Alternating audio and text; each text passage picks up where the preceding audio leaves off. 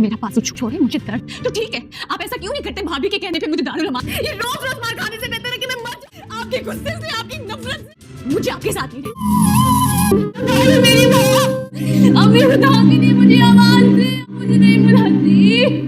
मैंने कुछ नहीं किया। अच्छा खुद सर ड्रामे की आने वाली एक साथ में हम लोग देखने जा रहे हैं कि अब तो शादमा को अक्ल आ जानी चाहिए। शादमा ने अपना बाप भी खो दिया, अपने सारे रिश्ते एक एक करके खो रही है, लेकिन फिर भी उसे जरा भर अक्ल नहीं आई। उसे लगता है कि वो ही मजलूम है। सुभान अहमद से शादी करने का उसका फैसला खुद का था, लेकिन उस सब का जिम्मेदार इसने अपने बाप को ठहराया।